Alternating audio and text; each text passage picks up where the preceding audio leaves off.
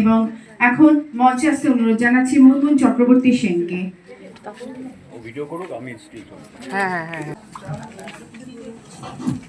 নমস্কার, সকলকে উল্টো রথের একরা শুভকামনা জানাই।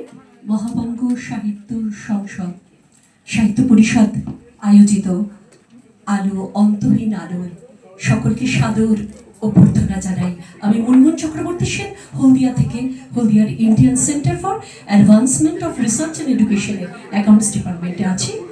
তারই সাথে এসব কিছু কারণ 4 বছর বয়স থেকে আমার কবিতা এবং সঙ্গীতের পথ চলা শুরু।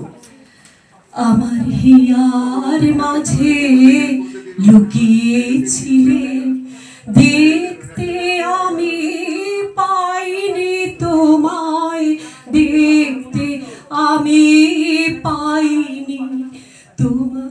হিয়ার মাঝে লুকিয়েছিলে, বাহির পানে চোখ মেলেছে, বাহির পানে আমার হৃদয়ে পানি চাইনি।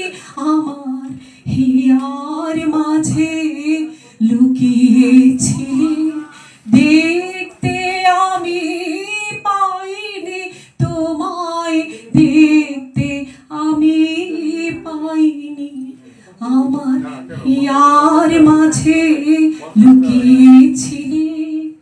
সাহিত্য, শিল্প, সংস্কৃতি চর্চা প্রখর দাবদাহের পর যা মনকে স্নাত করে অঝোর বৃষ্টিধারার মতো।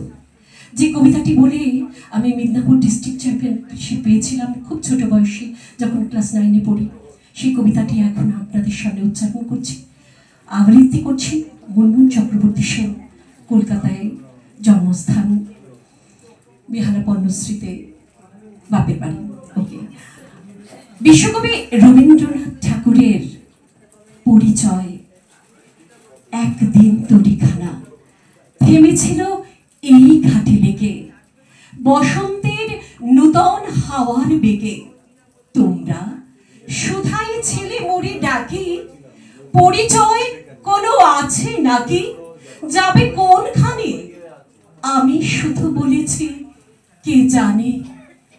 নদীতে লাগিল দোলা, বাঁধনে পড়িল টান, একা বসে গাহিলাম যৌবনের বেদনার গান। সেই গান শুনি কুসুমিত তরুতলে তরুণ তরুণী তুলিল অশোক, মোর হাতে দিয়ে তারা কহিল এ আমাদেরই লোক। আর কিছু নয়, সে মোর প্রথম পরিচয়। তারপরে জোয়ারের বেলা সাঙ্গ হলো, সাঙ্গ হলো তরঙ্গের খেলা। কোকিলের ক্লান্ত গানে বিস্মৃত দিনের কথা অকস্মাৎ যেন মনে আনে।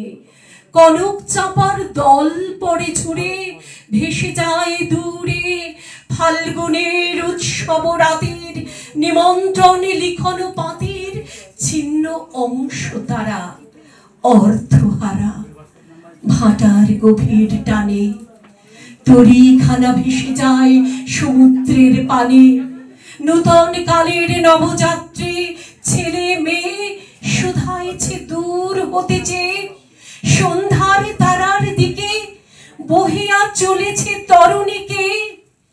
সীতারিতে বাঁধিলাম তার, গাহিলাম আর বার মোর নাম, এই বলে খ্যাত হোক আমি তোমাদেরই লোক। আর কিছু নয়, এই হোক শেষ পরিচয়। না না, এটা শেষ পরিচয় আমাদের। ওকে। কবিতাকে বলা হয় সাহিত্যের হৃৎপিণ্ড। সকলে নব নব সৃজনের মাধ্যমে নিজেকে প্রকাশ করুন, নিজের অন্তরাত্মা শুদ্ধ করুন, এটাই চাই। ধন্যবাদ।